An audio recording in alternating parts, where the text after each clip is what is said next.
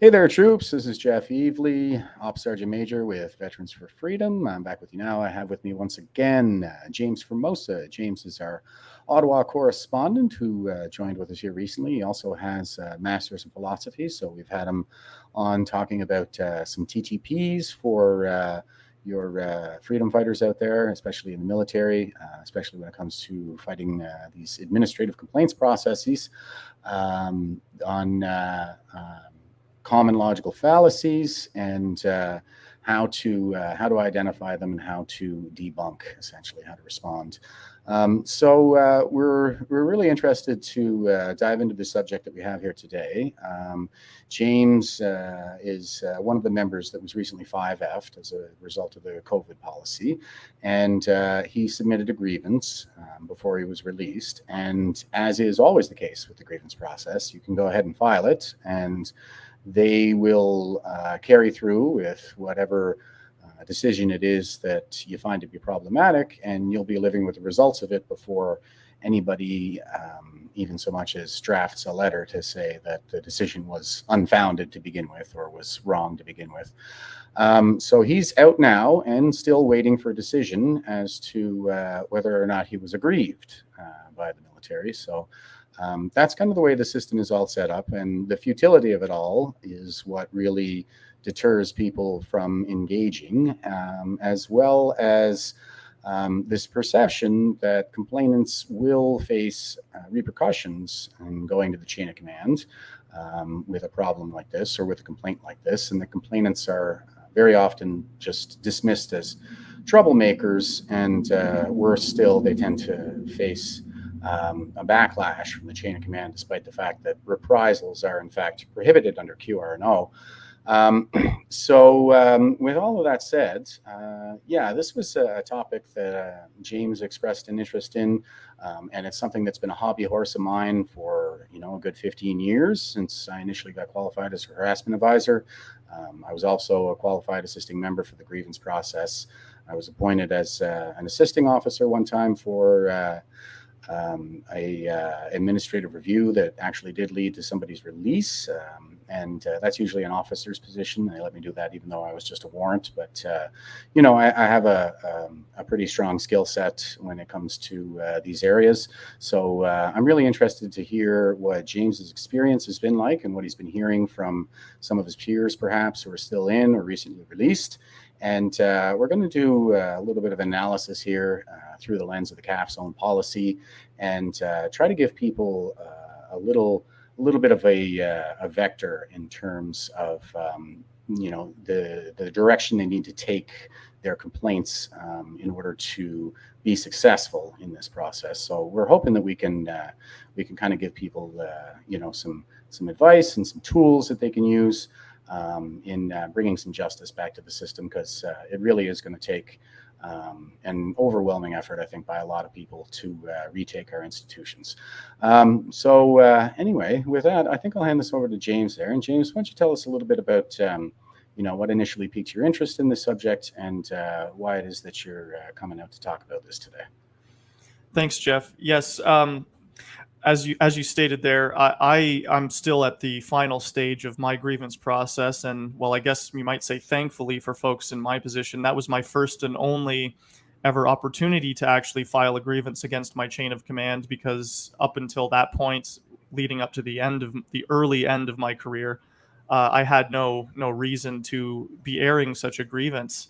Nevertheless, it was quite an eye-opening and educational experience for myself to see the inner workings of how one is to file a grievance, as well as seeing the kind of, you might say, the institutional tools that are being brought to bear against members, which quite frankly, you might say it contradicts, as you mentioned again earlier, the spirit of what these processes were even devised for. Like they were meant quite clearly from their own, by their own documentation and wording, that it was designed to protect members and to ensure that they are given a fair process and due process, especially when cases arise that they are being mistreated or not properly respected, let's say, by their chains of command in various ways.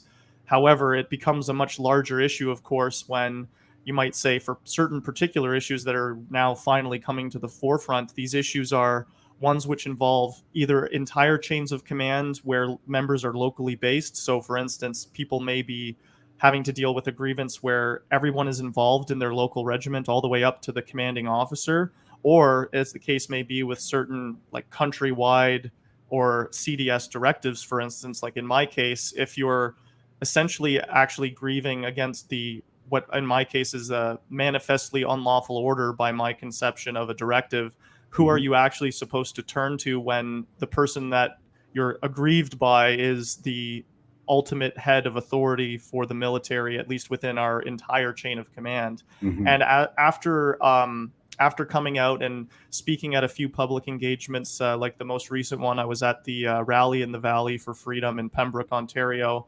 I was approached by a few different members where, for instance, some of the concerns raised included things like members saying, or former members rather, saying that their grievance, kind of like mine, had reached final authority, in that case being the Chief of Defense Staff, and it was sitting in that kind of administrative limbo for so long that the member only received a reply to that final authority after the person in the seat for CDS had changed hands 3 times. So 3 CDSs later, they finally got a response. And furthermore, I have now been contacted in the past couple of weeks by members ranging from Western region, the Central region, and even out east, where different members have approached me in confidence to kind of describe sometimes it's in the same or a similar case as to mine, where they've put in religious accommodations that are not being properly, I would say, entertained by their chains of command, or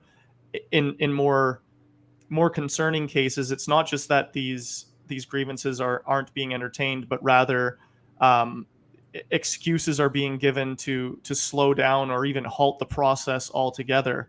And I've now heard on good authority from, like, this is like eyewitness accounts, I guess, for folks that are currently serving, have approached me from multiple regions across the country saying where they've had issues with their chain of command, where the chain of command itself has had I would say, frankly, the audacity to say that they have a right to simply not entertain a grievance and not even submit it to the National Grievance Registry for a file case number, which is completely unacceptable.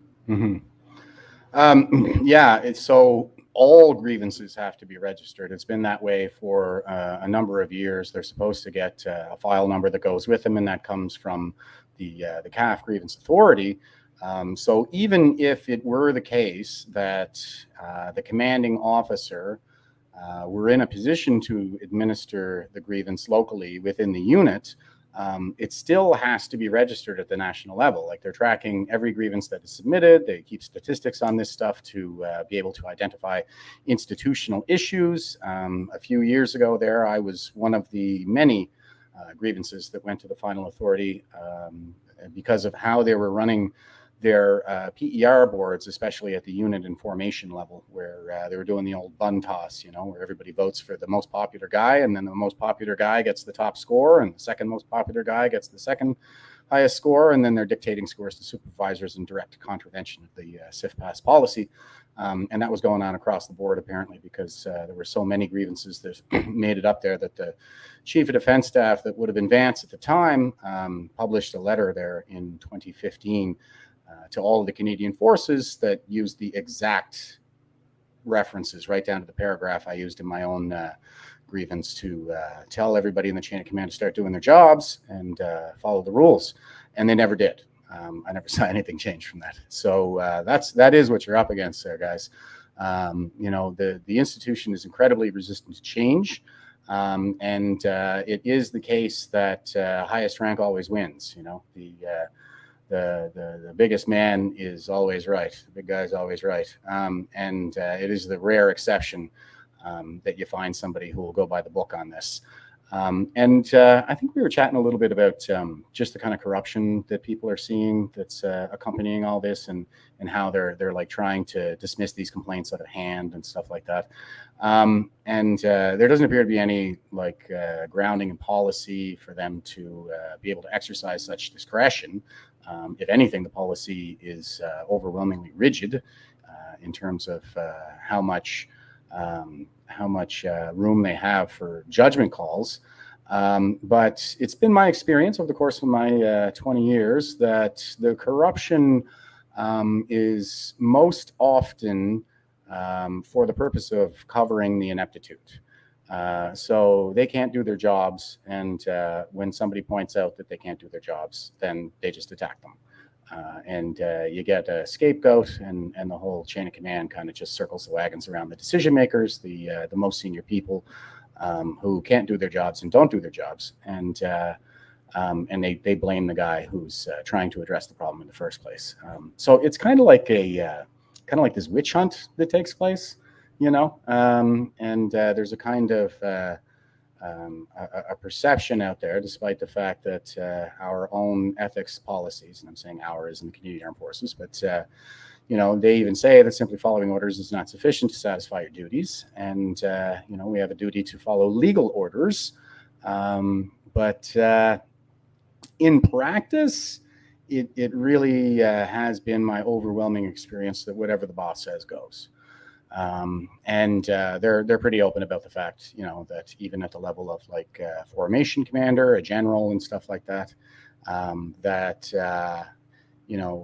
they're not following the rules. Like, yeah, okay, I understand that the chief of defense staff said this, but I'm the commander, and I'm going to say that this goes for my unit. So there are all kinds of problems like that, and I want to point out, because James, you were highlighting sort of.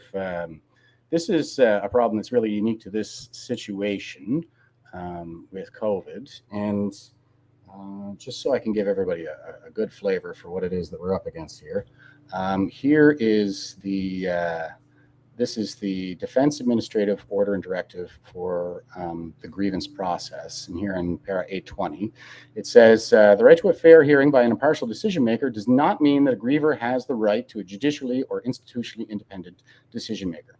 Redress authorities are officers in the chain of command of the CAF, up to and including the Chief of Defense, by virtue of the role that the chain of command plays in the promotion of the welfare, efficiency, and discipline of their subordinates.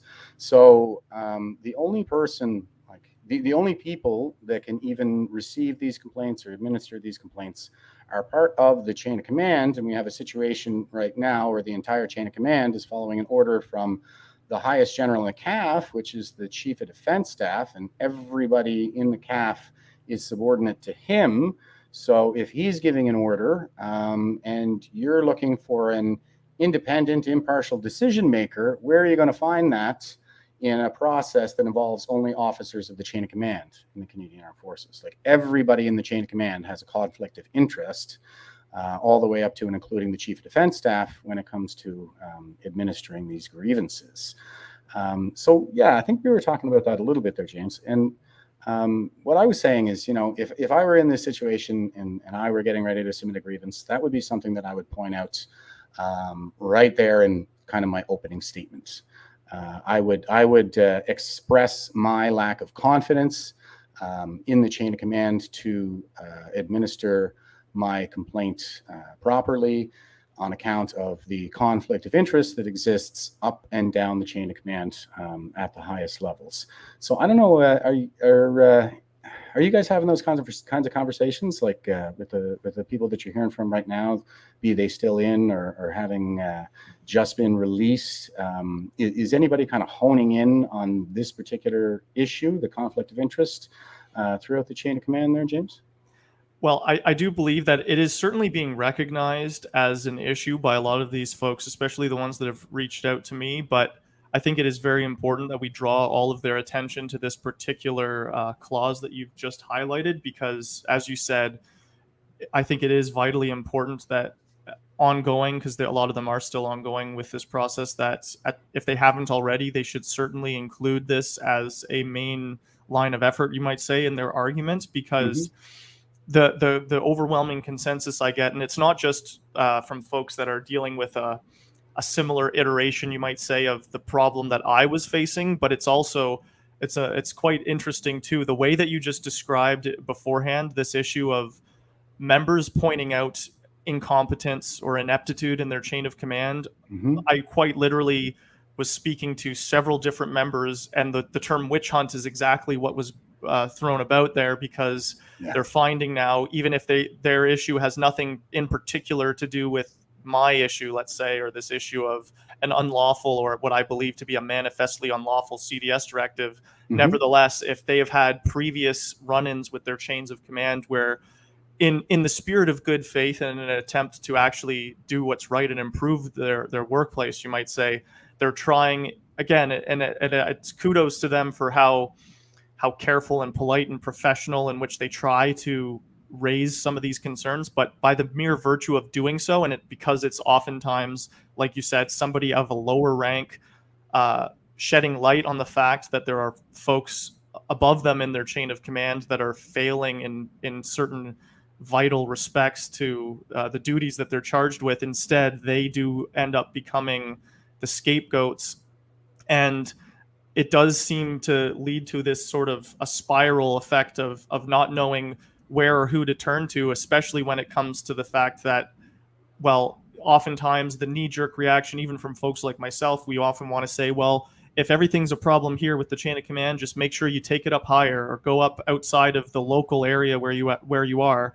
However, we're starting to see now that in terms of like the level of, you might say, institutional rot or corruption, if I believe, for instance, for my case, that it happens to involve a manifestly unlawful order by the highest authority within our chain of command, that it does beg this eternal question: who are we to turn to? And at the very least, if many, many more members from across the board, across all trades and wherever they happen to be in the CAF, if they start en masse levying this central complaint that there is a incontrovertible conflict of interest between aggrieved members and the entirety of the system itself, I don't think it's actually an exaggeration to say that this carries enough weight to break the old system. At the very least, otherwise it puts them in this place of having an intractable problem that they have seemingly no tools to effectively address it, other than to make every possible effort and attempt to silence and dismiss and push away people that speak. The louder you speak, the more they will attempt to silence you and push you away. And that's why I believe in the upcoming months, like, this is not a very long timeline we have, but do not, and this is to the viewers as well, do not be surprised if in the coming months especially you start to see, let's say, a whole new series emerging here with Veterans for Freedom, where we just have an endless lineup or stream of new people coming onto this show as even just a one-off special guest, where they come to share their experiences, and with their own documentation in black and white, they can demonstrate to all of you, the public, civilian, or even currently active serving members, the level and degree to which proper procedure isn't being followed, or even the spirit or the ethics underpinning our institution have been, quite frankly, utterly forsaken by those that we place the most of our trust and respect in. Yeah, highest ethical principle under the defense ethics framework is respect the dignity of all persons. You know, these clinical trials for these shots were ordered to continue until 2026. So they're still in that stage. And I'm not aware of any solicitation for volunteers from the CAF to participate in this clinical study. And there's clearly an element of coercion since your livelihood is on the line. So we have the CAF chain of command coercing our young people and our troops to participate in a medical study without their informed consent. So I think you were kind of alluding to this idea there when we were chatting a little bit before we went live. What do you got on that subject? If I can just, yes, I'll bring up, for instance, on the DAOD 5061, it outlines this quite clearly. So this is DAOD 5061, research involving human subjects. Now, on here, the definition of informed consent is as follows. Informed consent is voluntary agreement to become a human subject in a research project with full understanding of the project's rationale, procedures, risks, benefits, expected outcomes, and measures to ensure human subjects' confidentiality, as well as expected follow-up studies, data retention, anticipated time commitment, and the intended disclosure. The human subject's consent must be sought for secondary uses of the data concerning the human subject. And then furthermore, in the actual policy here, it says, let's see, participation is voluntary and is based on the full informed consent of the human subjects. Now, when it comes to that, I would just like to as well draw our attention to a study, or well, various studies now. I've got 4 up here. And keep in mind, I am not providing in any way, shape, or form any kind of medical advice. I am merely providing our members and our viewing audience with factual data and information with regards to the dates established for various clinical trials as described on clinicaltrials.gov, which is by the National Institute of Health for the U.S. government, and it is founded by the U.S. National Library of Medicine in Maryland. So, for instance, I'll just run through all 4 of these really quick and get them out of our way. We have here. This is the Pfizer-BioNTech COVID vaccine effectiveness study by Kaiser Permanente, Southern California. And for folks going to the study design, they can see here the estimated study completion date is March 31st, 2023, which does not sound like it is already concluded to me if my math is correct. Mm-hmm. The next study I will just quickly bring up here is as follows. Now, this is a study to evaluate efficacy, safety, and immunogenicity of the mRNA vaccine in adults aged 18 years and older to prevent COVID-19.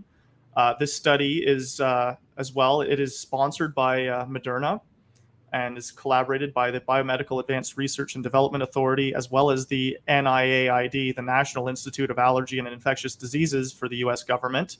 And it says the completion date, this is actually the closest one to us, but nevertheless, this study will not be completed until December 29th of this year.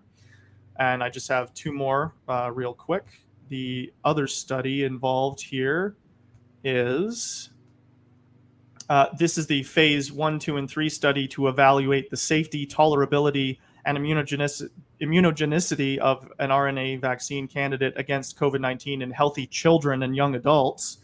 This one might be more concerning for civilians and or members who have younger members of their family where this is information that might be relevant to them. Whereas, again, this study is sponsored by BioNTech and collaborated with Pfizer, and the study's completion date is estimated to be May 6th, 2024, until they have all of their data collected.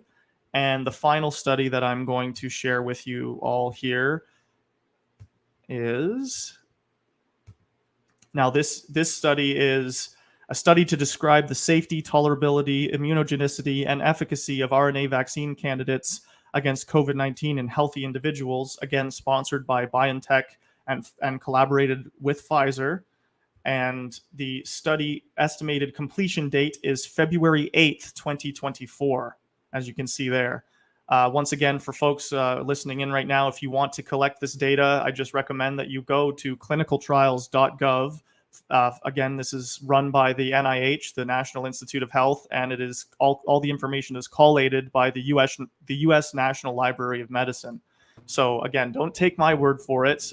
Read the studies for yourself. Follow along with the science as is predicated here. And I do believe that in terms of evidence or things that can be leveraged against various arguments that are often bandied about by the chain of command, if they want to make certain claims about, let's just say, one of the common things thrown out is that these processes are already in some sense totally complete. There's the way that it's often described to members, or in an attempt to dismiss members, is to tell them that they don't know what they're talking about, or that they are in some sense spreading misinformation by simply drawing attention to the fact that there are various studies that are continually ongoing. Mm-hmm. And it's an important part of this whole process that studies are completed and are done according to the the fullest extent of due diligence, but it should not be a crime or a punishable offense to draw attention to the fact that studies are ongoing and they will not be completed between December of this year and all the way up to several years from now. Yeah, and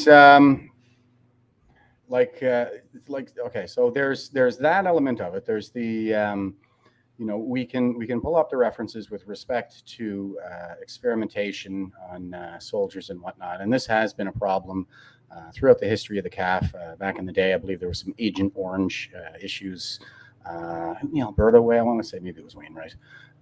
But everything from Agent Orange right up to mefloquine. We just did a really good show with some of the guys who are advocating for those who've been injured, have mefloquine injuries, or quinism as it's becoming known. Yeah, they even in that case, the military was given mefloquine by the manufacturer with a condition essentially to recruit for volunteers to participate in the study, and they just gave it to them over there when they went to Somalia. And we even had somebody who was there who basically, in terms of informed consent, all he got was, you can take the pill every day or you can take the pill once a week. And everybody kind of picks the pill that's once a week. And I'm pretty sure I must have done that probably on a couple of tours. But I'm not certain. So yeah, I mean, the chain of command does have a real problem and has a history of a problem when it comes to respecting the rights of its members, respecting the rights of the lower ranks in particular. Even the Somalia report, after that came out in 1995, after they prematurely closed the inquiry into Somalia. And even that said that there was a careerist mentality in the chain of command, that they tended to push the blame for anything that went wrong onto the lower ranks, and skirted responsibility for their failed leadership, and so on and so forth. And those problems really do still exist to this day. That's what the ethics program was introduced for to begin with, was to address the cultural change that was needed in the wake of Somalia, but that never really happened. And now the people who were given that ethics program to guide their behavior are at the highest levels of the institution. And so we see that this kind of corruption is absolutely pervasive and pretty darn ruthless. So I wanted to show, because you mentioned how the chain of command is dismissing these complaints sort of out of hand. So I'll pull up the reference one more time here on the grievance process, and I'll show you right here. Okay, this okay, sorry, I got my wrong tab up here, but this is a QRNO that the other one references. Bear with me. I'll do it this way. Okay, so they have these are the duties upon receipt of the grievance. And nowhere in there does it really say that they have a kind of discretion to pick and choose which complaints they hear, because they don't. They have to follow these steps. And when it comes to the limitations, I want to get down here. Let's see. Because there are certain circumstances under which they may deny a grievance, and oh shoot, I just had them up here, but they're very, very limited. So you can't put stuff in there that may be protected under attorney-client privilege. So that's what this reference was for here. This is another QRNO that they make reference to there. So if you have like a court proceeding that's underway and there's information in your grievance that could be protected under attorney-client privilege and it can't go in there, that seems pretty straightforward. And there are somewhere here limitations. It's a huge reference, but so, and I'm sure it was just below this. I was just reading it. But yeah, okay. So I'll say that it's very limited. There's a sub-para here that lists about 3 conditions under which they can actually dismiss a grievance. But, the personal taste is not one of them. So, and you are entitled to a decision letter too from the initial authority. So if you were not aggrieved, that could be in the decision letter. If they're going to say something like that, like this isn't a real grievance, it doesn't meet the criteria that's set out in the QRNO that lays out all the elements of the complaint.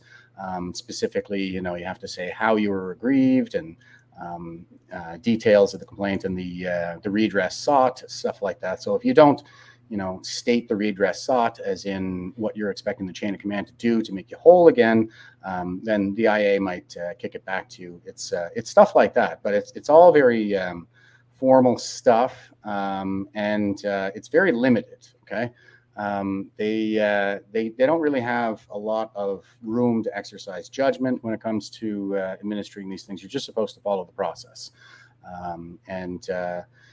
so if you didn't get a decision letter from the initial authority that says that explains the reason for how you were not aggrieved or how it doesn't meet the criteria, then yeah, you haven't been treated properly in accordance with the policy.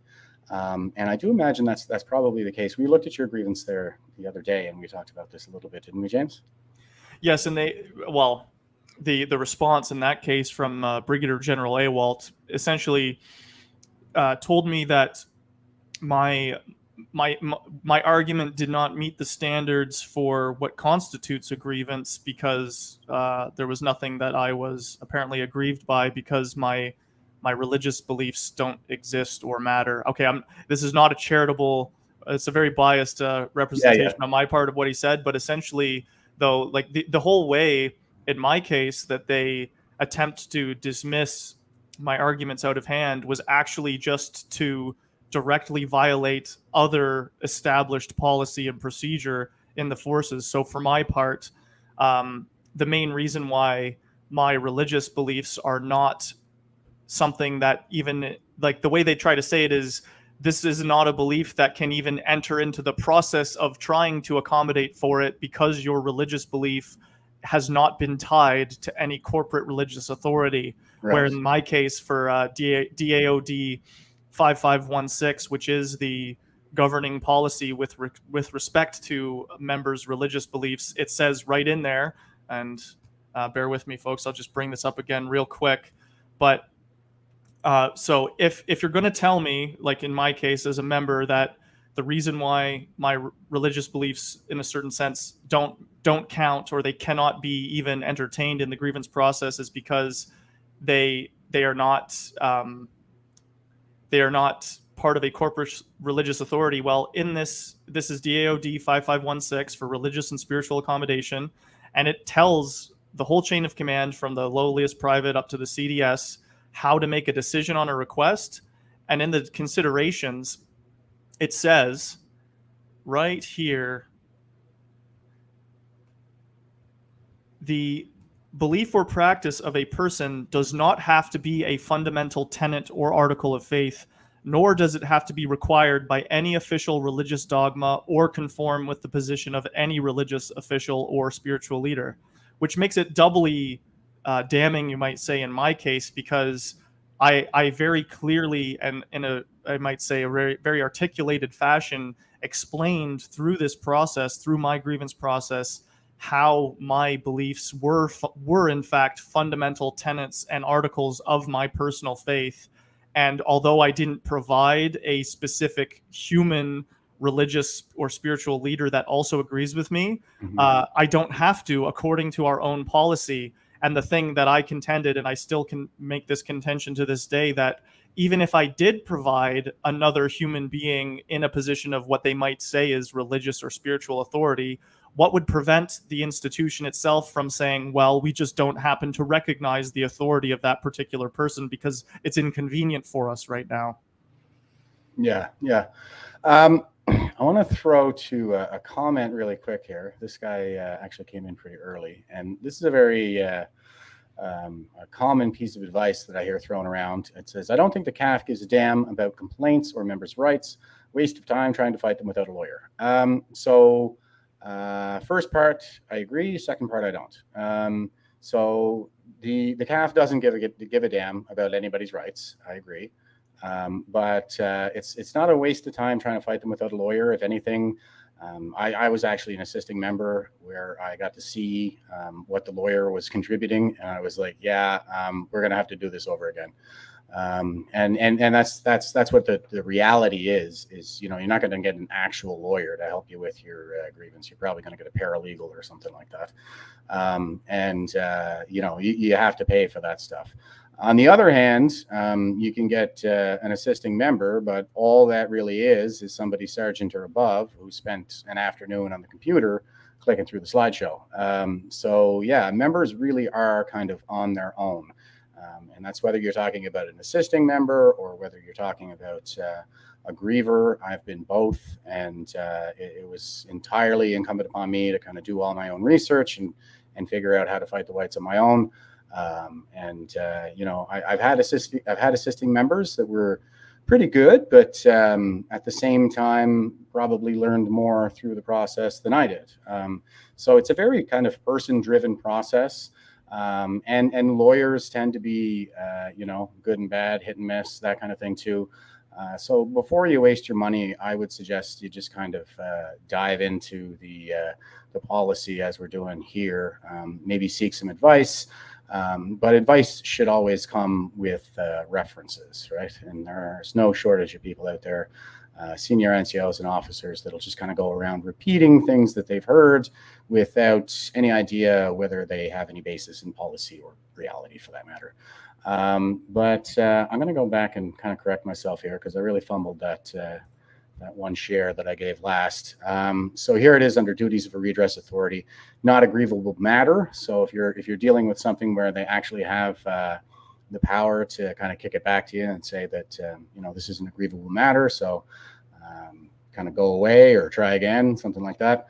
It says, an IA who determines that a grievance concerns a matter in respect of which there is no right to grieve must advise the griever of this decision in writing and explain that A, there is no right to grieve the matter under 1 subsection 29(2) of the National Defence Act, and that's the reference that I showed you guys with respect to any information that might be subject to attorney-client privilege. And then you have 2 QRNO Article 7.3 decision under Code of Service Discipline. So that's something like a decision from courts martial, or a summary hearing, summary trial, or a tribunal or something like that. If you're convicted of a service offense, you can appeal that through the military justice system, but it's not grievable, right? QRNO Article 101.19 Appeal Committee. So that would be probably something in line with the previous item here, where if you appeal a decision and the appeal authority says no, you still lose, you don't get to grieve that either. So, and it says the griever may nonetheless submit to the IA for forwarding the grievance to the FA, a request to consider and determine the grievance under QRNO Article 7.18. So basically what that says is, if you think your commanding officer is just kind of feeding you some BS by not hearing your grievance, you can still forward that to the final authority to say, I would like somebody else to take a look at this because I think he's out to lunch in his assessment that this isn't grievable. So that's about it. That's the very narrow window in which they can exercise that discretion to not hear a grievance. But it is narrow, and like, you're always going to get snow from the chain of command initially, is what I would say. So don't take anything for granted. You got to go, and you have to know their jobs too, right? It behooves you as a complainant to get a little bit more familiar with the kinds of institutional doctrine that really underlie all of these processes. So I'm going to show you something here. Oh, hold on. So here's another reference that's not as easy to find, but if you got a good senior NCO near you, then you can just ask them. So this is the staff manual for military grievances at the initial authority level. And this is what's going to tell your commanding officer, how to do his job. And it's a pretty exhaustive manual. You don't really have to get into a lot of the stuff about format and writing. That's probably not going to be your main concern when you're dealing with a corrupt chain of command. So there's a lot of space spent on that, layout, stuff like that. You don't really need to worry about that stuff. But then when you get into here, like commanding officer, you've got receiving a complaint, duties of the commanding officer. You get down here into the initial authority, why you have been selected as initial authority. So all of this stuff here, procedural fairness, this is really important stuff here once you get down here, because this tells you exactly what they're required to do when they're handling your complaint. So as you can see, let's take, for example, receiving a complaint. So a grievance should not normally be the first step in remedying a complaint. The Chief of Defense Staff has stated that every effort must be made to resolve issues early, locally, informally, before they escalate to higher and more formal levels. The chain of command must consider and, if possible, attempt to informal resolution. Okay, so that doesn't really apply here when they're ordering people to participate in these clinical trials, obviously. You can submit a notice of intent to grieve. That's something that's available to you, but not really required. And the purpose of that notice of intent to grieve is to signal to the chain of command that there's a problem and give them an opportunity to address it informally, because it's less costly, right? I think I saw one time that they were saying the average grievance cost the government something like $43,000 once they put in all the time and the salary and stuff like that.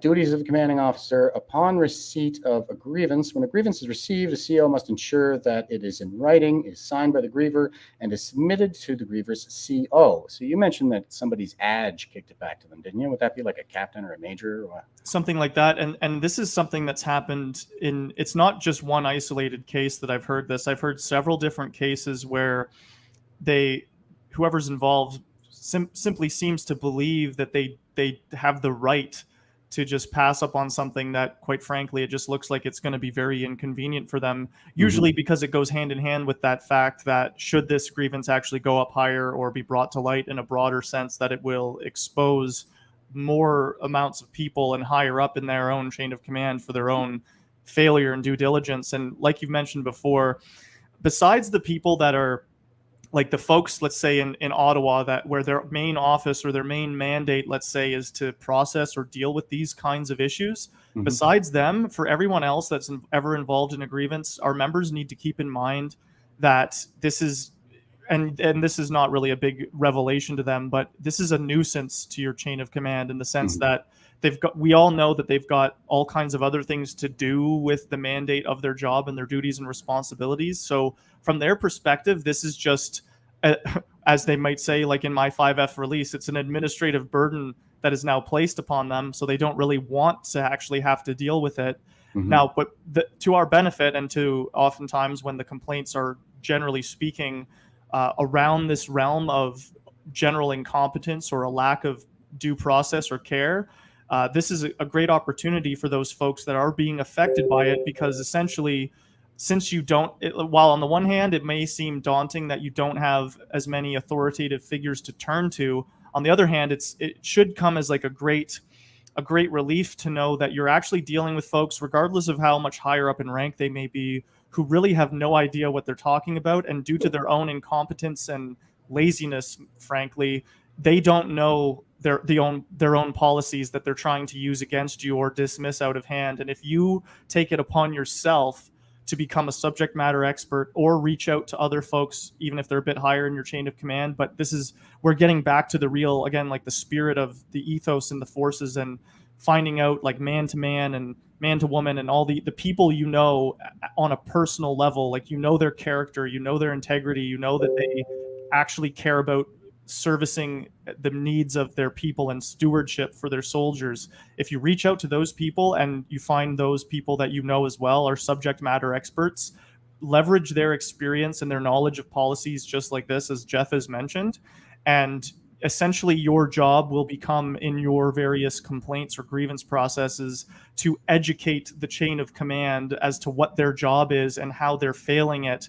And we are already beginning, this is the beginning stages of seeing this at a level that I've mentioned before to Jeff, is we're starting to see the cracks that will begin breaking the entire system that is the current military structure, because it's essentially showing that they don't follow any of their own policies. And if you use that, that is your primary and most effective ammunition to just, you don't even, in a certain sense, you don't even have to go into too much of the details of your own complaint per se, but rather say, in the service of addressing my complaint, so-and-so at various points in the chain of command has directly contradicted or violated established written in stone Army policy, because they love to use that as their eternal defense or excuse. So that would be if there could be one takeaway for anybody in this episode, is to tell people, use their own policy against them, because the people you're dealing with don't know what they're talking about. They're not aware of their own policies, and they have no idea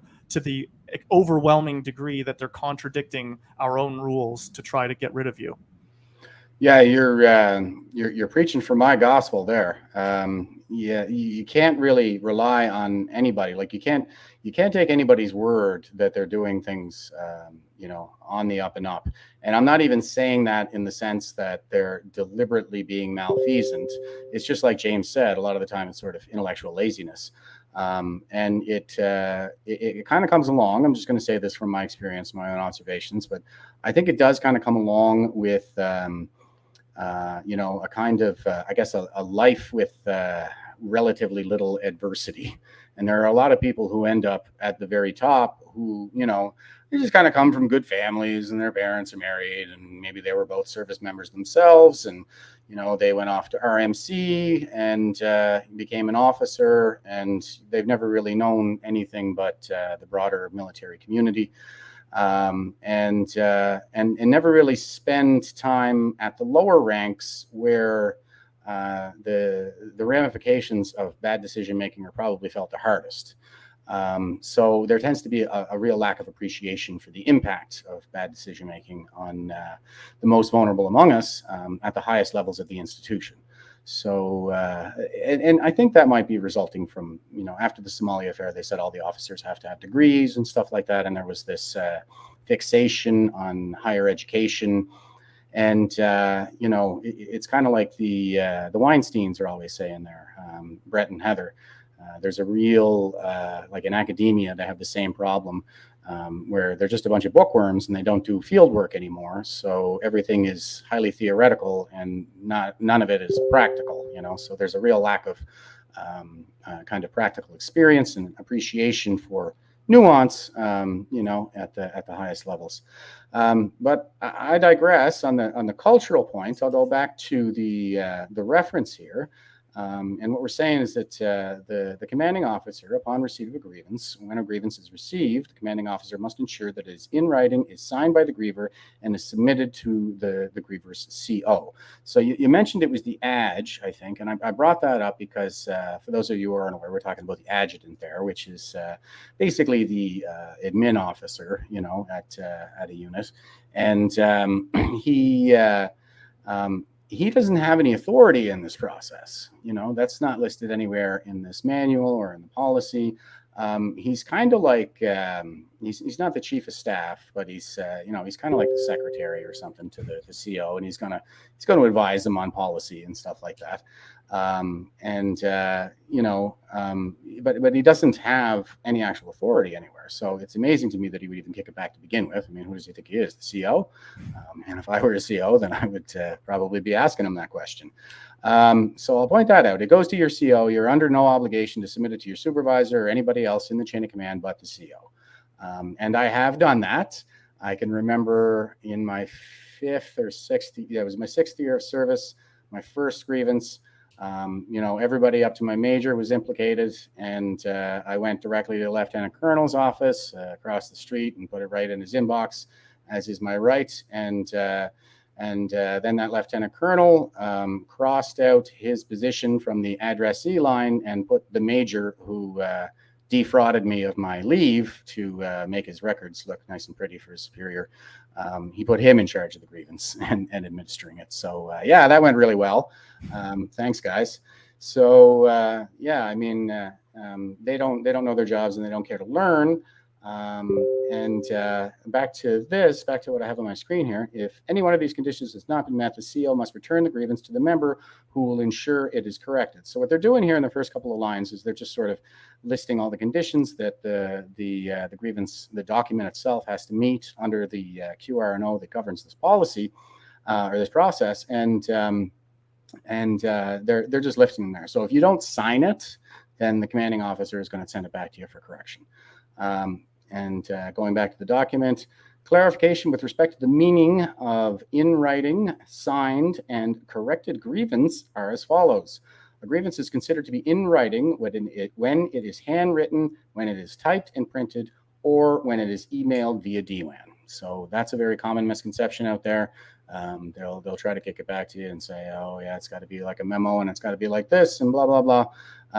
But I submit everything on DWAN, for most of my career, even if they still want a paper copy of the document, because then there's an actual electronic record of me passing it off, and we can kind of do the forensics after the fact when they try to bury it.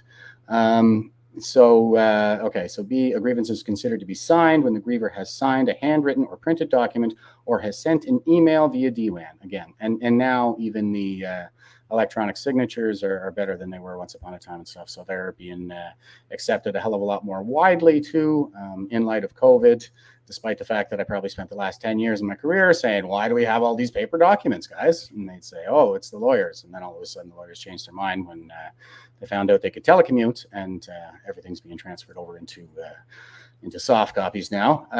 But I digress.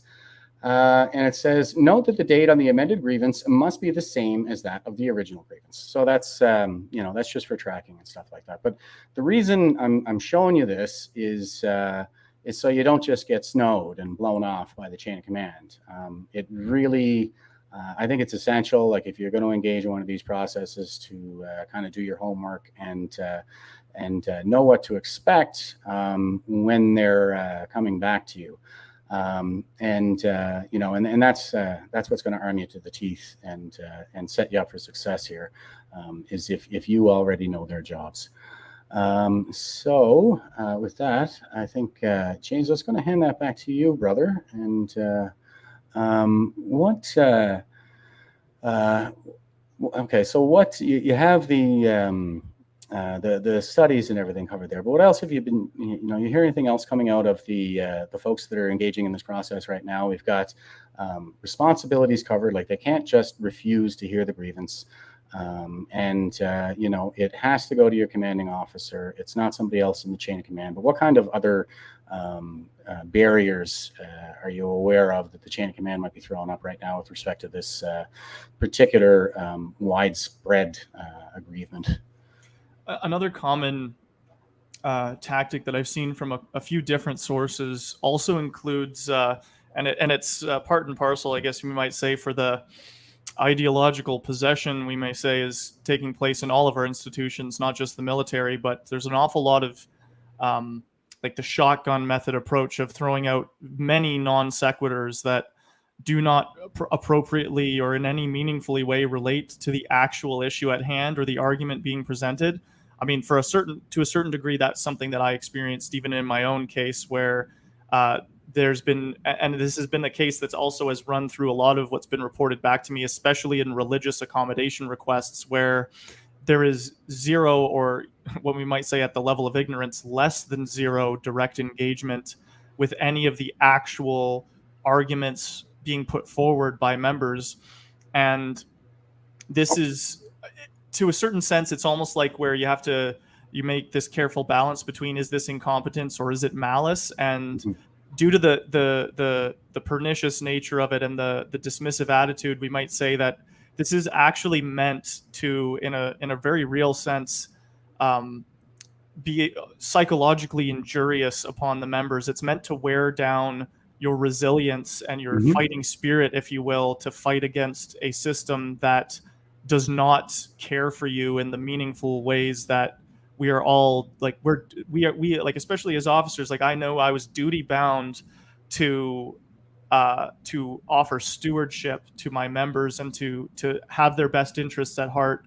Of course, in line with the interests that are best for the institution as a whole. But I don't believe, as a leader in the CAF, you can't see yourself as doing your job properly if you're not meeting certain vital needs of your own soldiers, because it is through meeting their needs that you actually meet the higher goals of the institution. Because if the institution, for instance, wants to have an effective fighting force, let's say, well, then you want your members to be in top shape. And that's not just physical shape. It's also to do with their mental well-being, or their well-being with regards to respecting their fundamental human rights. And it's been quite a shock even to see the level to which, as it's been called by a lot of folks I've spoken to, it's a kind of institutional rot that seems pervasive throughout a lot of units, especially combat arms units, where it's the most egregious of a sin, you might say. And it's to the point now, for instance, where to speak to like how much of an issue it is, well, for my part, before I got out, I in particular received not only admonishments. I don't want to mince my words or downplay it here. I received threats from my direct chain of command, in the sense that they threatened me and some of my other junior officers with some looming, ambiguous, but soon to be upcoming punishment if we were to dare to, for instance, give administrative assistance to members that weren't directly under our chain of command. So, like, for me as a troop commander, I became as you can well imagine, I became quite a known entity at my regiment for my willingness to attend to the needs of my troops. And that meant that troops from other troops or other batteries would sometimes come to me seeking administrative assistance, especially when it came to matters that they were aggrieved by. And I was told directly by my battery commander that is in some way, without any direct, no sources were given. It was just in one of those sort of backdoor, closed door conversations between me and the other junior officers, even though the other junior officers, I think in that case, knew they were talking about me. And we were told, you are not to help other members write their grievances or give them administrative assistance or tell them how to do these things. And if you do, you'll be in a lot of trouble because you're in some way being insubordinate and going against the chain of command. When we all know in reality what they were really saying is, I am terrified that these grievances are going to be written to a higher standard and it will finally expose all of my pettiness and wrongdoing. And again, I'm not naming names here because these people know who they are. If they ever happen to watch these, they'll remember these conversations we had. And similarly, it's to such an egregious level now, I'm going to make a specific call out, and it's not a call out for individuals, but it's to draw attention to all members, especially actively serving, the degree to which this corruption from much higher levels is absolutely crippling the most vital and important sections of our community. And what I mean by this is, for the 1st Regiment of Royal Canadian Horse Artillery in Shiloh, I believe the numbers are, and again, this is due to a lot of the recent loss and the hemorrhaging of people in our institution leaving very quickly, but about 14 members were recently promoted to Master Bombardier at my old regiment. And of those 14 members, I believe it's at least 12 or 13 of them are submitting their VR paperwork. And they all have their own particular reasons, but it's all can be put under this umbrella of an absolute lack of faith and complete loss of trust in their higher chains of command to meeting their needs. And they know that if they stay where they are going to be run into the ground until they completely burn out, or they're going to face problems that they're already witnessing amongst their other members. And they're seeing how, when their other members try to stand up with integrity and forthrightly call out these sorts of bad actions, that they are getting crushed under a system that does not care for them. And so they're leaving. And as you can well know, Jeff, if you lose a bunch of junior and senior NCOs as well, like when I was leaving, as I was being persecuted for this whole process that I underwent, it was similar numbers, you might say, in terms of sergeants and warrants that even though they may have participated in CDS Directive 002, for instance, Mhm. they were facing such psychological negative impacts from seeing how, if I could say it, like someone of integrity like myself was being ousted so unfairly. They submitted memos to VR, and the first line in a lot of their memos was along the similar vein of saying, I, as a senior NCO in the Canadian Armed Forces, have maintained and been utterly consistent in my values and principles. However, the institution in the past several years has fundamentally changed in its values and principles to something which I can no longer in good conscience support, and so I must leave. And so there's going to be this massive hole now Mhm. in the real workers of the combat arms who actually get the job done, and set off young officers like myself straight and tell us actually how to be effective. We're Yeah. losing all of that experience, people with minimum 10 to 20 years in on average in terms of Yeah. the experience and the wisdom that they're bringing to the table, and they're all saying it just isn't worth it anymore. And so you're going to be left with a bunch of fresh, bright-eyed and bushy-tailed RMC graduates who think they're God's gift to the military, and a bunch of wide-eyed and terrified privates and corporals who have no idea what they're doing, or they're a private and corporal that just got advanced promoted to master corporal or sergeant well before they were ever ready or able to take up that responsibility, just Mhm. trying to put their holes in all of the floods in the dam, so to speak. Yeah, I foresee 20-year-old sergeants and the like, because there just aren't enough people, and we're already facing a recruiting and retention crisis. I was actually looking at a document before we went live here because I was trying to pull up something in particular with respect to how they're supposed to develop senior NCOs, but the thing is, I think a lot of what you're saying, like the perception right now, is that the institution has changed, but from my perspective, it always has been that way. Like I've been fighting the whites since like 2006. I think I filed my first grievance, and I think what's happening now is we just have more people, a lot more people that are really waking up to how inept and corrupt the chain of command actually is, because it is being put under stress right now. So it's like a stress test for the institution, and it is failing utterly under the leadership of Woke Weiner. And I was just putting a reference up here. And oh yeah, the thing about the NCOs, I want to say something about that too, because you mentioned that they're losing a lot of people who have time in, or they're maybe coming up on their 20 years or something like that, and they're saying that the institution has changed, and I understand how that perception exists. I don't think that the change is necessarily there. It's just more evident now, but the corruption that is just more evident now, and the thing about it is, like, they're going to be in a really hurting way here. And this is something that CBC even called out General Iyer on when he did his interview with him there. And they said that there were, these reports of senior NCOs, especially senior NCOs, leaving en masse because it's not the institution that they joined and served, saying those kinds of things in their release memos. I think his response was something to the effect of, if you're the kind of person that would put your coworkers and your comrades at risk like that by not taking this vaccine, then yeah, maybe this isn't the institution for you. So that kind of dismissiveness is how he responded. But there's this, I see a real problem in terms of the experience and leadership. Because when I got in, and I talk quite a bit about Strauss-Howe generational theory, and how, the only problem that I've really seen in the CAF in my 20 years is the leadership. And it's been the same generation leading us since Somalia, and that's the boomer generation. And they didn't go to Vietnam when they were coming of age. We dodged as a country. And so we didn't have battle-hardened war veterans to lead us into Afghanistan. We just had the boomers. And so we ended up having a total crap show of war, and lost too many.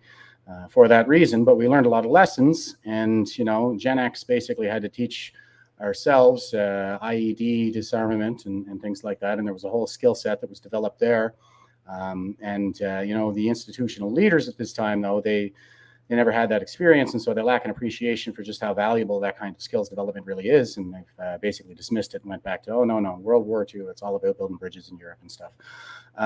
And so what's going to happen now is all of that experience, all those veterans, like war veterans that we have from our experiences in Afghanistan and in Iraq as of 2015, they're not going to be around, so we're left in this perpetual kind of cycle where we're needlessly putting young people at risk in the hands of inexperienced military leadership.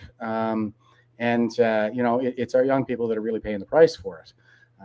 And again, I think there's a kind of a lack of appreciation for the kinds of challenges that younger generations face in the world today within the boomer generation. And, they never really had this kind of a crisis to have to overcome in their lifetimes, when they were coming up. And nobody ever forced this kind of stuff onto them.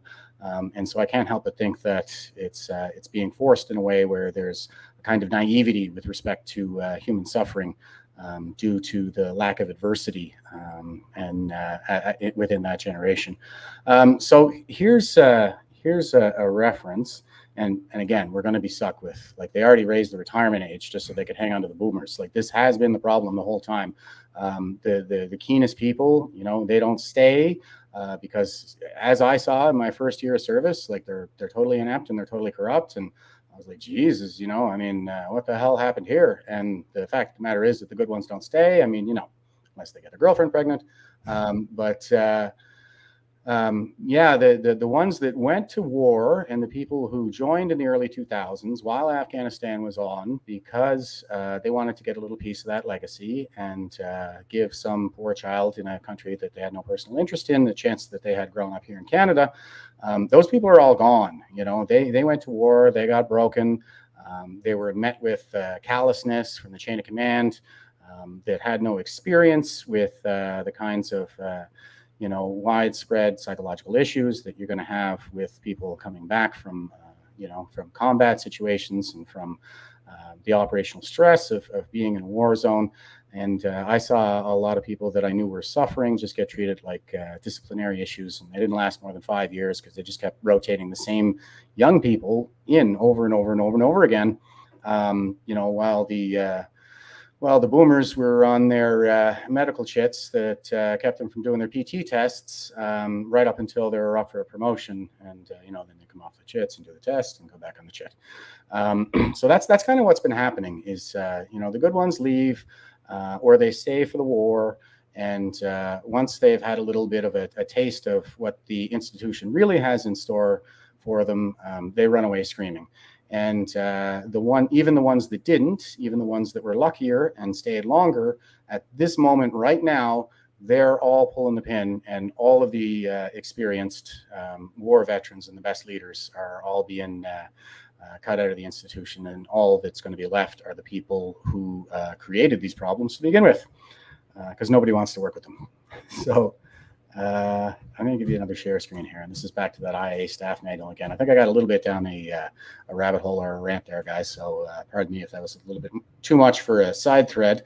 But so this is about the decision letter. I've actually had the experience where IAs would render decisions without even following the process, and all you get is a decision letter. So you should get this at the very least. You submit a grievance. Even if they say it doesn't meet the criteria, or we're not going to hear it or something, you should get some kind of a decision letter that says it doesn't meet the criteria or it can't be fixed or something like that. You weren't really aggrieved. But like I said, the criteria that they can do that under, it's very limited. So it says the decision letter must be logical and must be fully grounded in law and policy. This is especially important for those who must review the decision in the event the griever elects to request their grievance be forwarded to the final authority. Subsequently, if a griever is not satisfied with the final authority's decision, the griever could choose to seek judicial review in federal court. So So yeah, if you have an obstinate chain of command that's rejecting your grievance out of hand, you can still forward it to the FA to say, I think my chain of command is blowing me off, and I want somebody else to have a look at this, even though you all have a conflict of interest. And then they're going to blow you off, and you can say, okay, well, I'm going to submit this for federal or judicial review by federal court, and I think it costs $50 the last time I checked. And at least you'll get a judge, a court, to look at it and tell you whether or not it was policy compliant and in line with the generally accepted principles of administrative law in Canada. So there is that kind of independent review that you can get from a federal court. It's just that you need to go through the initial authority and the final authority to get there.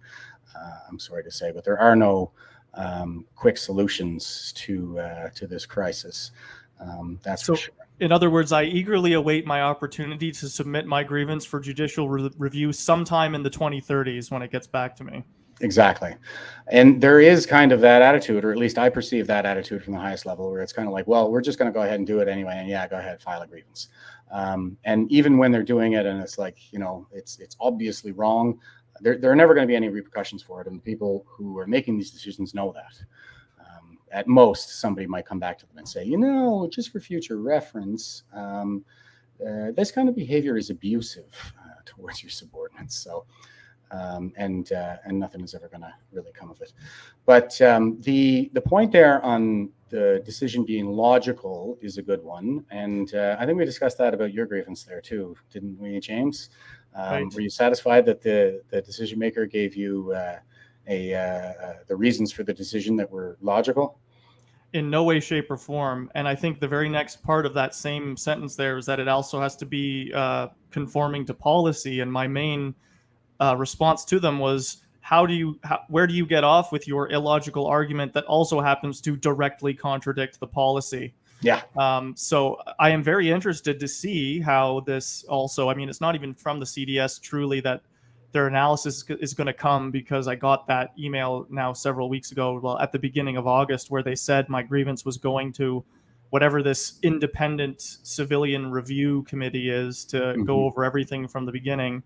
The only good or potential silver lining in that regard is, again, I've heard from other folks that have went that route before, that they said, especially with this current CDS, he tends to just roll over and do whatever the civilian authority's recommendation is. But then we're putting a lot of faith, especially in my case, on let's say the better nature and the wisdom of these civilians, that they may not be as steeped in I'm in the military chain of command, so I just do what I'm told kind of mentality. And so for these folks that are seeing my grievance from the very first thing I sent all the way to the end, which is nearly 200 pages, that they may just be shocked and taken aback that any of this was even able to happen. And I'm just one of potentially hundreds, if not over 1,000 cases of a similar kind of nature. And I think it's also really good, by the way, I just wanted to mention here how you said it is, I think your read on things is more accurate than mine, by virtue as well of having that time in before my time when I was going through it, in this idea that while I said they're noticing the change, but that's really what the issue is. It's not that it changed all of a sudden.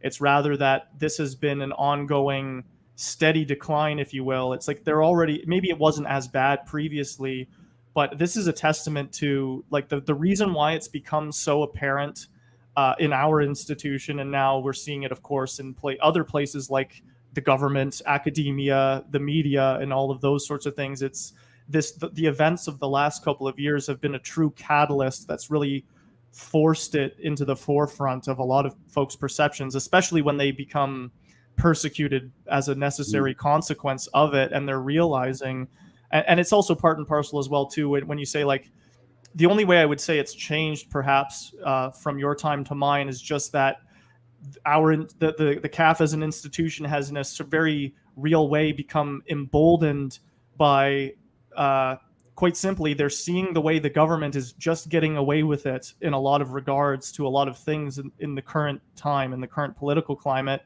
And you can sort of tell, again, in total contravention to the supposed nature of that institution as a non-politically partisan organization. Nevertheless, it's quite clearly, especially with this conflict of interest issue, becoming a partisan political arm of the Trudeau Liberals and their party and their project goals, which even, as we may know, extend beyond what the liberal government's own platforms are, because it's rather extra national in origin.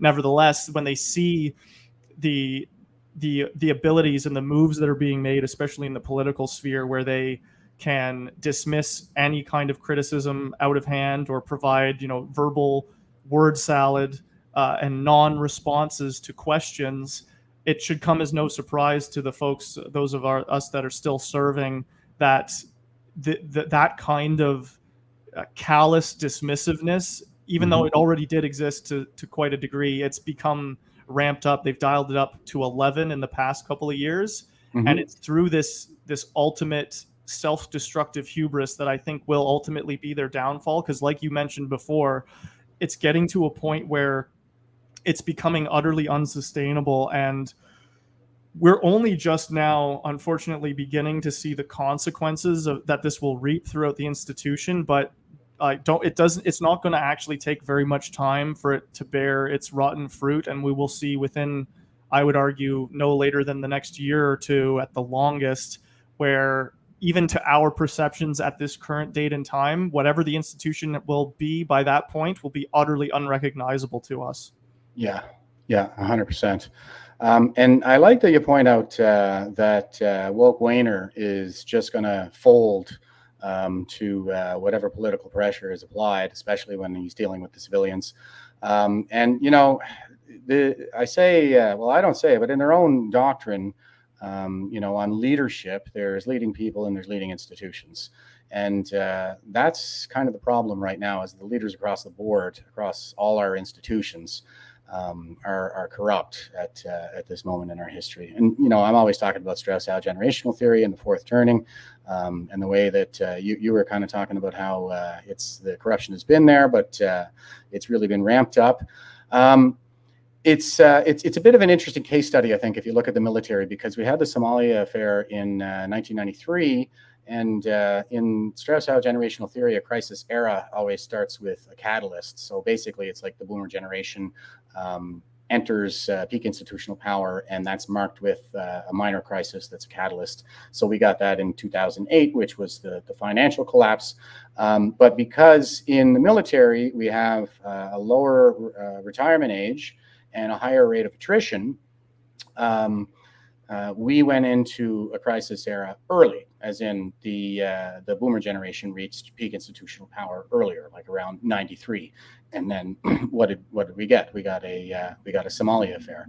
And after you get that initial catalyst, everything kind of spirals out from there, and it just kind of continues to get worse.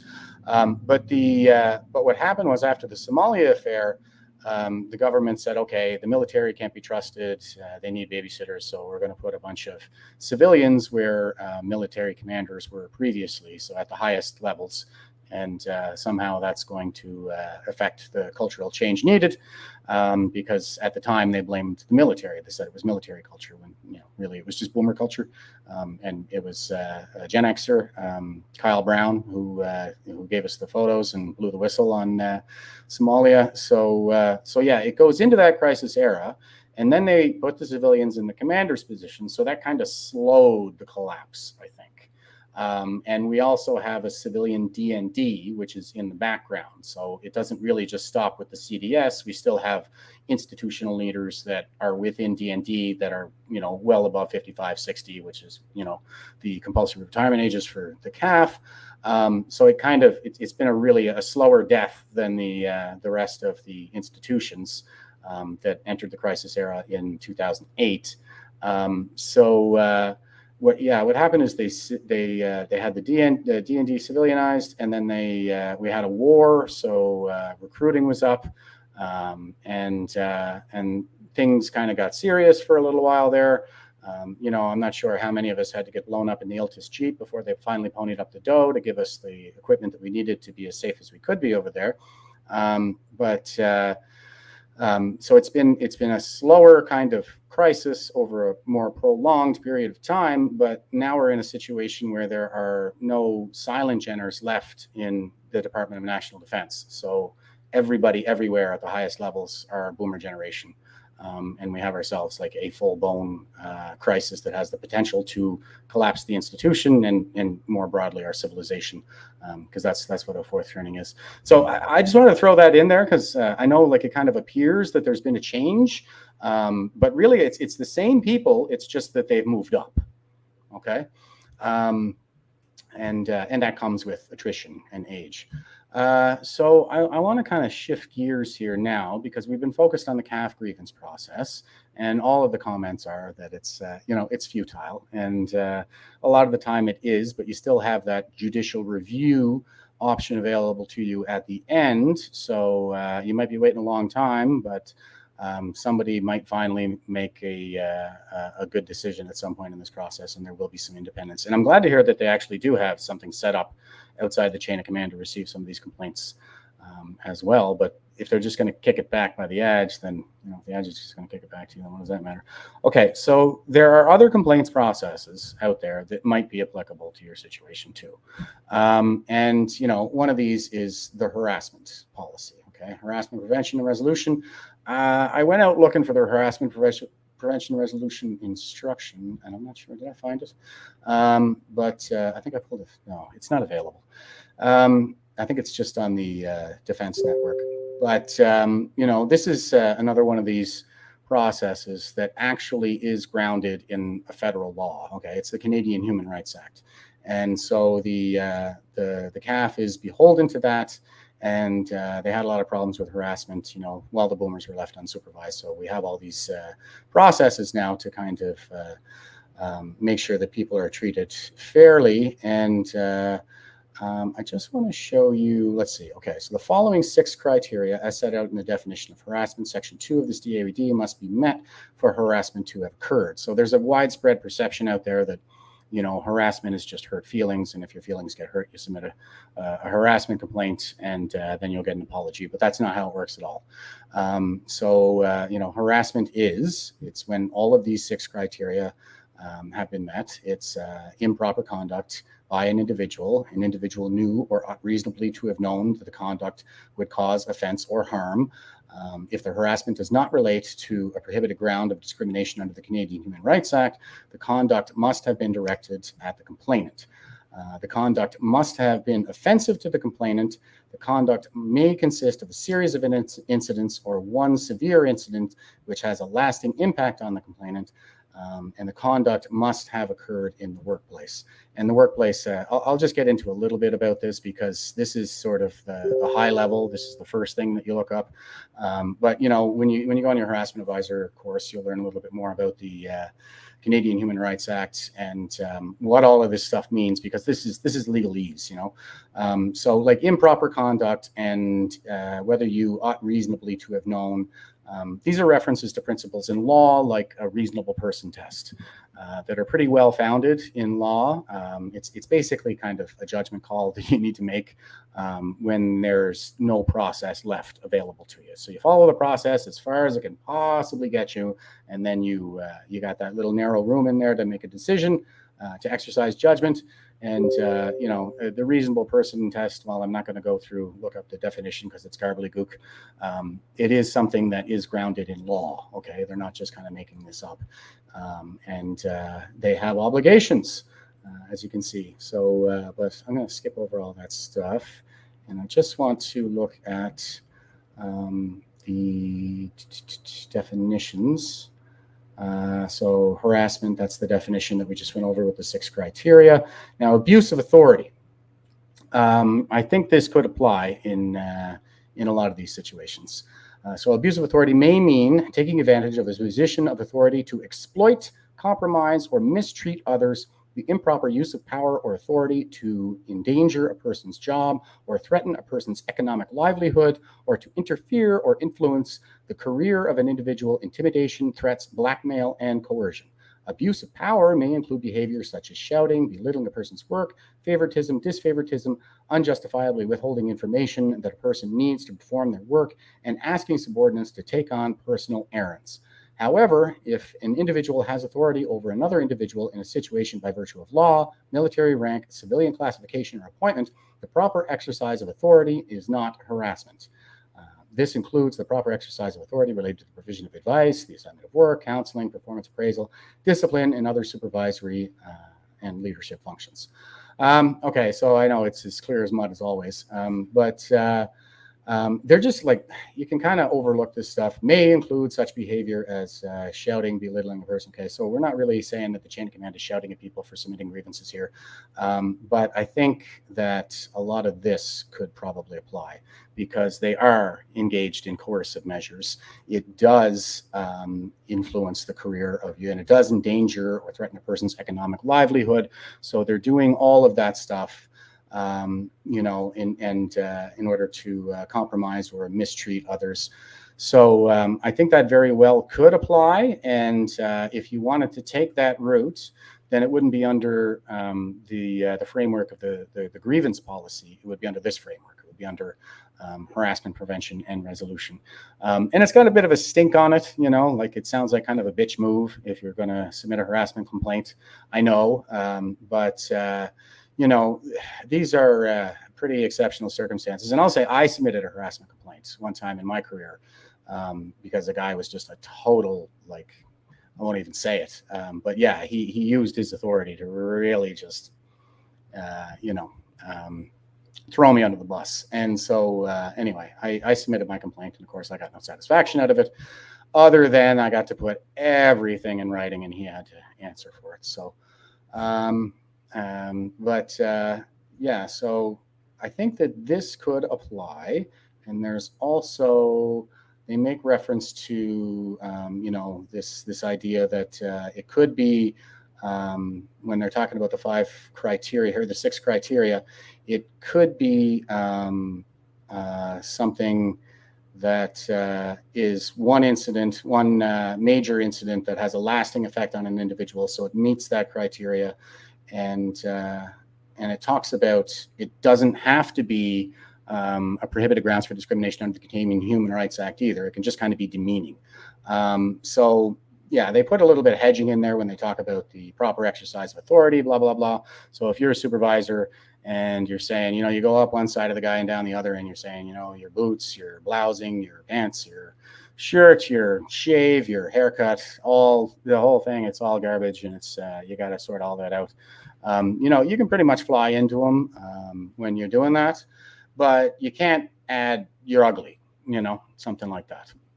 So it can't be a denigration of the person's personal dignity. You have to criticize the behavior, the action, the performance deficiency, not them as a person,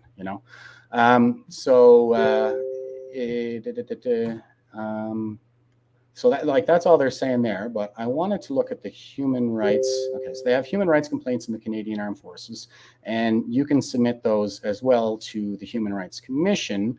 But I thought I had that up there, the Human Rights Act. So, here we go. Prohibited grounds for discrimination. This is the Canadian Human Rights Act, and it's not well formatted, but they have all the criteria listed here in the first, in 3.1 here. It says, for all purposes of this act, the prohibited grounds of discrimination are race, national or ethnic origin, color, religion, age, sex, sexual orientation, gender identity or expression, marital status, family status, genetic characteristics, disability, and conviction for an offense for which a pardon has been granted or in respect of which a record suspension has been ordered. So I mean, there's a lot of stuff in there that doesn't apply here, but do you see anything that might apply there, James? Anything pique your interest? Seems to be a bit of an emphasis you put on there on genetic characteristics that I think might be an overwhelmingly damning kind of thing here for a lot of cases now, for nearly 12 to 1,300 members currently. Yeah. And I remember they just put that in a couple of years ago. They just updated the act, and they're always adding stuff. 2015, there was Bill C-16 that added gender identity or expression in there. Yeah, you want to be the guy presenting that one at NTHQ. That was fun. But the genetic characteristics, I kind of wanted to hone in on that one for a second, because we are talking about this mRNA therapy, and its purpose is to induce a change in the genes of the cell so that it now becomes a factory for the spike protein that will peak the immunoresponse and prepare your immune system, theoretically, to fight off SARS-CoV-2 if you are so infected. So if you don't have that genetic characteristic, then you're out of the forces. And I think perhaps there's an argument to be made there that that is discriminatory on the basis of prohibited grounds for discrimination under the Canadian Human Rights Act. Ergo, a violation of your human rights. So you have that option to you available if you're out there. And I pointed to, I think that was the Ombudsman's page, was it? Or was that ICCM? Here it is, ICCM, Integrated Conflicts Complaints Management System. The Ombudsman is utterly impotent, you know, they can advise you, they can advise the chain of command, but then the chain of command can completely disregard their advice, and they don't have any teeth to do anything about it. And the last three ombudsmen all said the same thing when they resigned. Chain of command can't police itself. They're trying like this new thing here. It's called the Integrated Conflicts Complaint Management System. And it's kind of one-stop shopping for all the different complaints. And they have a few centers set up, like in the Ottawa region, in the East region, stuff like that, where they have all these different resources available to you. You can go there and kind of click around, and you'll find eventually where you can log your human rights complaint. And, you know, there's some different resources there on the Ombudsman. But again, the ICCM, the Ombudsman, they don't really have any authority to compel the chain of command to do the right thing. But they're just like resources. So when it comes to, here you go, how to submit a complaint, Human Rights Commission, and that'll take you right there. And this is the Canadian Human Rights Commission. So you can submit a complaint right there if you think you have grounds, for example, for a complaint on the basis of discrimination on prohibited grounds, for example, genetic characteristics. The other one that I kind of single in on here is religion, because I've made this argument before where, you know, I'm a skeptic and an atheist. My skepticism comes first, really. It's skepticism and cynicism first, and atheism is just sort of the default position if you don't take a leap of faith into a religion. And that's kind of where I draw the line. I just say, you know, I don't take a leap of faith. I need to have good reasons for my beliefs, and it's really just kind of how I'm wired, to be honest. I just can't believe something. I need to be convinced. So they're saying that I have to believe that taking the shot and putting on the face burqa is somehow protecting me from infection. Or protecting my health for that matter, but there's an overwhelming amount of empirical evidence to the contrary. And so what we have here is essentially a demand for expressions of fealty to the state in the form of a blood sacrifice and a face burqa. And I'm not going to participate. I refuse. And I'm not going to have that imposed on me. So if there's anybody out there currently in the military who put down atheism as their religion, then you might have a leg to stand on here. I think it actually goes down as no religion expressed, but that probably gives you even more room to make your case, whether you're agnostic, whether you're atheist, secular religious, secularly spiritual, or perhaps even a Gnostic Christian, then you probably have a pretty good case to be made here. You know, I could probably continue to go, but I think those are probably the big ones that I would look at first. If you're out there and you're fighting this kind of thing, you have a couple of different options here. I think probably first and foremost would be the grievance. I think everybody should file their grievances, and that all those grievances should be registered, and you should make sure that they're registered so that these stats can be tracked, and we can get a real we can get a real good idea of what the scope of the problem was when the dust all settles here. And the other option, and there's no reason, like if you submit a grievance because of what's happening, there's really nothing that precludes you from submitting a harassment complaint for abuse of authority or a human rights complaint direct to the Commission for discrimination on the basis of your genetic characteristics and or your religion. That's kind of the case that I think I would make. But what do you think, James? You think? I think that's like, it should be the most effective in the sense that really, I don't think it's at all biased here to say that that kind of line of reasoning really does hold the current chain of command as it's constituted dead to rights in terms of how they can even hope to levy a response against it. And it's interesting how you say you had no religion expressed in your dog tags, and actually that's also what I had on my dog tags. And I was intending fully throughout what should have been a much longer career to keep my religious beliefs to myself, in the sense that I didn't want it to unduly interfere with my duties, or to proselytize or evangelize to my soldiers or something of that nature. Sure. Yet it was even used as an argument against my religious accommodation request, because I talk about grasping at straws here, but my own CO said, well, this member has NRE on his dog tags, which doesn't sound like a very religious person to me, was the strength of his argument. And of course, I just naturally responded to him by showing, my unwavering moral commitments and my willingness to lose a lucrative career for what I believe in is a greater testament to my faith and my willingness to act in accordance with it than some letters stamped on a piece of metal. I think that's actually the wording I used, and it was not very well received, as you can imagine. Yeah. But nevertheless, and it's good even to point out as well too, for I'm interested, of course, in respecting and protecting the rights of everybody serving in the military, be they Christian or non-Christian or non-religious and secular, atheist, agnostics, secular humanists, you name it. And the mere fact as well too here that there's no provision for matters of conscience, or whatever we might say is like there's something that is necessarily being attended to here by saying that, you, the collective you of Canadian society, your religious beliefs are protected.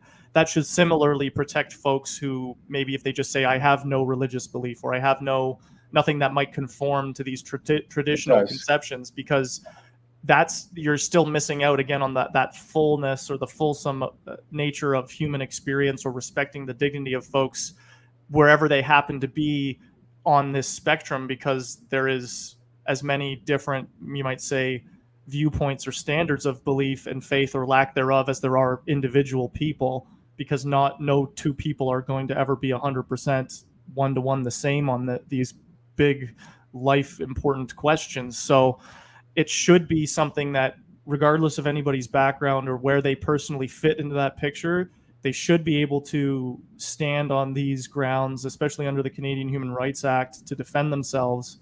And similarly say that at least when it comes to the hot button issue of today, that no actual justification has actually properly been given to address any of the concerns that have been raised by all these various backgrounds, be it religious or otherwise, or as well to the genetic characteristics angle. And furthermore, I would say that it comes down to these fundamental questions of what kind of a society do we wish to live and participate in, and are we going to accept that the instruments of institutional power have the authority or the right over something as, or at least to my conception, something as sacred as your body and your freely expressed choice as to what does or does not go inside your body. Mm-hmm. I think that's something that once you open that door, you can never really close it again. And though they've tried to do it in these current times and with all of the persecution that various folks are facing, I don't think that they've actually been ultimately successful, which is why we're currently still embroiled in this kind of a battle. And it behooves all of the members still serving, especially to realize that it's not even close to being over. This is something that, for those folks that are even now facing the persecution, or they sense the rumblings of their own personal persecution soon to come, I would just like to encourage them and let them know to be aware that there is quite a large subset of our population, both serving or retired or veterans or people recently kicked out, and then just this overwhelming from public society, the civilian support that we all do actually have and share amongst one another, to say that the only way that we're actually going to make these sort of big institutional changing or policy changing moves is for people to be willing to fight for what they believe in. And that means you're going to face persecution. You're going to face them bringing all of the institutional tools they can to bear against you. But do not allow them to beat you down and break your resilience and make you a nameless, faceless statistic that was part of the problem that never got resolved. Instead, you may end up being one small part of a much larger whole that ends up utterly transforming not just this system, but it's something that is going to be ongoing in our society, be it politics, academia, the media, and the military. These changes will come, but they will only come through the ongoing perseverance and the action of those like yourselves that are currently embroiled in this. And if it ends up being the case that in the short term, they try to silence you and oust you, of course, I would always have to plug us here at Veterans for Freedom to say that the door is always open to retain the sense of community and the brothers and sisters in arms that we once were, and that we still maintain this sense of familial fidelity to one another. And that and Jeff and everybody else here in the organization, I'm sure we eagerly await the addition to our institution of folks who have vital stories to tell, and this growing almost library of explaining how things have been done so wrong, and we've been done so wrong by these bad faith and corrupt actors. Quite literally, what we're doing here is setting the foundation and the basis for what is going to be needed going forward to defeat them once and for all. Yeah, I think there's a couple of points in there. Like, it's about principle, right? That's kind of the thing that you never compromise on.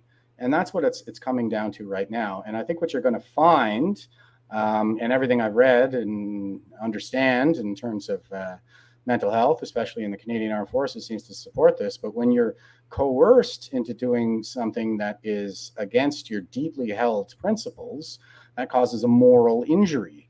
I don't have any compunction about telling you that I think that the CAF is a very morally injurious institution at this moment in our history. They're clearly giving illegal orders to everybody. But there's a kind of trauma that gets inflicted there. And this is something I talked about in a couple of videos already about, Private Kyle Brown and the Somalia affair and how he got scapegoated and stuff like that.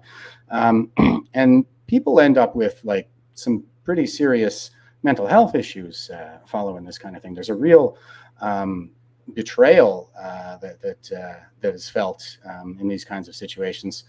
And I know that people out there, like, I know how it feels when you're the only one and you think everybody around you is crazy.